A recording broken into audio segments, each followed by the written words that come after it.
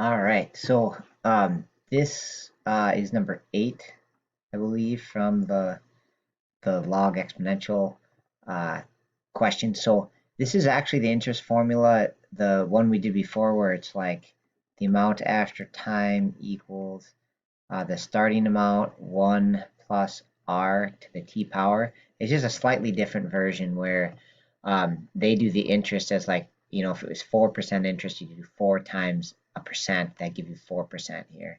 Or if it was 8% interest, you do 0.01 times 8, that gives you 8% there. So it's slightly different version of it, but it's more or less what we were doing in class. This actually would move the decimal over twice, which is what we did for our interest rate. So anyways, we want to do their specific formula, and we want p in terms of the other variables, which is basically just a fancy way of saying we want p alone, right? We want to solve it for p so that it's by itself on one side.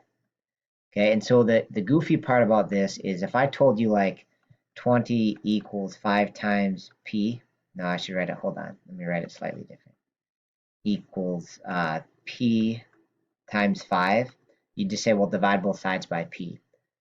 Not p. Divide both sides by 5 to get p, right? So the same thing is going to be true here. We just have p times something. And so if we want to get p alone, we're just going to divide by whatever is multiplied. So in this case, right, instead of dividing by 5, we're going to divide both sides by this whole quantity, 1 plus 0.01 I to the nth. Okay, and we're going to do that on both sides.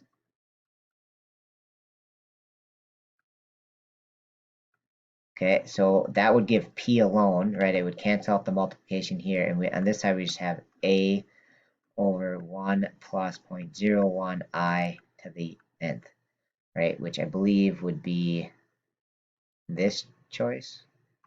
Yeah, I think it would match that choice right there. Okay, so we're just solving it for p by doing division to get p alone.